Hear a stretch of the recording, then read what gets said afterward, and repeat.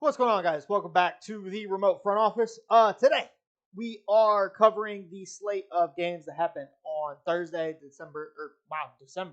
October 26th. And then I'm going to give I promise, very brief thoughts on the Bulls season opener. And then, yeah, that's going to be the video. We'll get through that. But first, before we get into that, if you guys are new to the channel, make sure to like, comment, subscribe, turn the notification bell on. We are Monday, Wednesday, Friday around here. It's opening week of the NBA season. So excited, so happy to be talking with you guys now that we actually have basketball to talk about. It's not predictions. We can get into the X's and O's, ins and outs, etc. But first, let's cover the first game of the day, which was Bucks versus Sixers.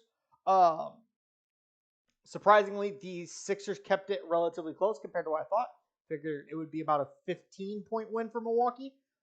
Ended up being a 1-point game, even though it technically should have been like a 4-point game. But we had a last-second buzzer beater to bring it to a 1-point game. The first thing I will say is Dame looked rather well. It seems like they have figured out as far as closing games. It doesn't seem like there was any issues as far as Giannis understanding that perimeter players win you games. And Dame had no problem closing out. Was shooting step back threes, all sorts of just, I would say it went relatively well, right?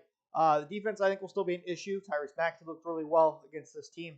But I do think in the long run, the offensive power this team now has is something we haven't seen from a Milwaukee Bucks team.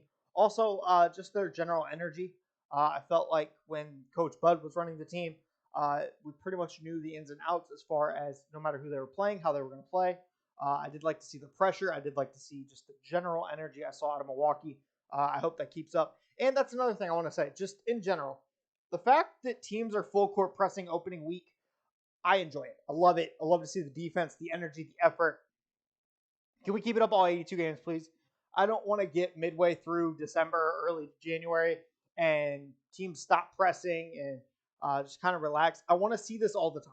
I thoroughly enjoy it, right? The Sixers.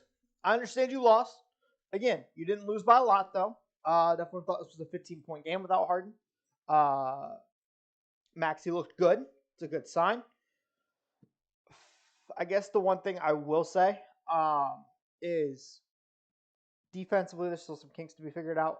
It's a lot less matchup hunting against them, though, without Harden and Maxey on the floor at the same time. When it is just Tyrese Maxey you're trying to hide, it's a little bit easier. But I would say, all in all, Tyrese Maxey is going to be a good player. And Sixers at least look competent without Harden, right? So even if you do trade Harden for some role guys, I feel very confident this team is still going to be a top 4 team in the East, right? I feel like that's pretty solidified here. The late game that I watched, Suns-Lakers. Couple of things. LeBron didn't sit the fourth. LeBron's minutes restriction, quote unquote, lasted all of one game. The team without LeBron on the court, I understand it's LeBron James we're talking about as far as on-off. But we are talking about an older LeBron, right? And I understand it, but I don't fully understand it. Why this team falls off a cliff so much without LeBron on the court. Personally, what I think it should end up being is I think that it should be more of the Austin Reeves show when LeBron goes to the bench. Hasn't been the case. It's been a lot of D'Angelo Russell with or without LeBron on the floor. Christian Wood's been getting a lot of minutes I didn't expect. I'm still trying to figure it out. I like the idea of Cam Reddish on this team as well. I just think Austin Reeves needs to be a bigger role on this team, right? I figured with the contract, Team USA, all of that put together, I figured this would be a pretty easy Bron, AD, Austin Reeves, right? So when Bron's not on the floor, it's Austin Reeves running your pick and rolls. It's Austin Reeves initiating offense. It's Austin Reeves that everybody's focusing on, and it just hasn't really been the case these first couple of games. Kevin Durant for the Phoenix Suns side needs help, right? I think obviously this was my big issue with the Bradley Beal deal is there's no depth to this team right now, right? So when Because, for example, for last night, Bradley Beal didn't play again, and Devin Booker didn't play. You started Eric Gordon in the Devin Booker spot. You're not getting a lot of initiation out of this group as far as by themselves offense. You're not getting a lot of able to attack a closeout with this group. There's Yusuf Nurkic showed you the lower side of Yusuf Nurkic, whereas he looked pretty good in their season opener. I just think that I understand Bol Bol's not great, but Bol Bol hasn't gotten minutes for him. Drew Eubanks still looked okay.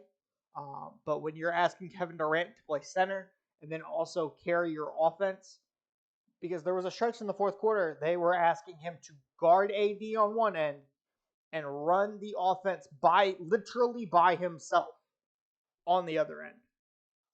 Durant's too old for that shit. Let's just be honest here, right? It's game 2 out of 82.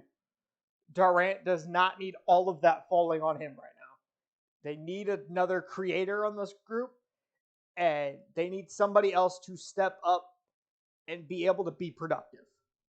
That hasn't happened. Right. Now, this is going to be a very difficult conversation to have. It's going to hurt my soul. I'm going to try and keep it professional. 2 nights ago, we watched the Chicago Bulls play the Oklahoma City Thunder. It went bad. It went bad really quick. A lot of jokes that I was being told before the game is because I was in a party with some friends when we were talking, because we were watching the Celtics game before Bulls game came on. I was also watching the Orlando Magic game. Welcome back, Jonathan Isaac, by the way. And the joke was the Bulls are already down 15. And I was like, haha, you're hilarious. That's funny. And then the game started. And at first it was kind of close. And then SGA did SGA type things. The Bulls offense looked stagnant as always. We stopped caring at one point, it felt like. And then all of a sudden I blinked and we were down 20. And we stayed practically down 20. And there was a players only meeting after the first game of the year. So we went from all this offseason of guys have been working on shot profiles, this, that, the third, whatever excuse you want to use. And we came out on our home opener, and we got blown out by OKC. Don't get me wrong, OKC's good. Projected OKC to be a good team this year. But we got blown out by Oklahoma City, right? That is who blew us out. That is who absolutely obliterated us, was Oklahoma City, right? We have to care at some point, right? We're playing Toronto tonight. We play Detroit Saturday. Honestly, we might go 0-3 to start. We really might. And now all of a sudden, there's rumors that James Harden is a top candidate for the Bulls if the Clippers decide not to do it. Please, for the love of God, as I said with the name stuff, no. No. I've been saying it since before the Vooch trade. We need a proper teardown and a proper tank, right? We don't need this in the middle. We don't need this a little bit above in the middle. We don't need this a little bit below in the middle. We need either bottom or top. And right now we are in the middle. We need to bottom out. We need to trade LaVine, trade DeMar. You're going to have to trade Caruso because there's no way he takes that player option. And you have to restart. Ayo can't get 9 minutes, right?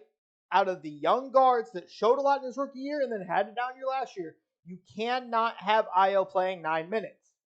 Patrick Williams cannot develop when we have LaVine, DeMar, and Vooch on the court that all need shots. It just doesn't work. There's no space for him to work in because LaVine and DeMar aren't heavy three-point shooters. Vooch isn't a consistent enough three-point shooter. There's no room for Patrick Williams to develop into whatever he's going to be. And at this point, we have to sign him to a restricted free agent deal next year. So, pick a direction. Either start trading people or, for the love of God, just resign. Because if this team tries to go all in, it's going to end up so much worse than what we are right now. I understand we still owe a pick to San Antonio. Whatever. Don't care. We have to restart. Right? That's all I'm going to say about it. I'm not going to get any more into it. I got more into it than I wanted to. That's all I'm going to say about it. But I will catch you guys on Monday. Yeah, that's going to be it. Appreciate you guys coming through. Peace.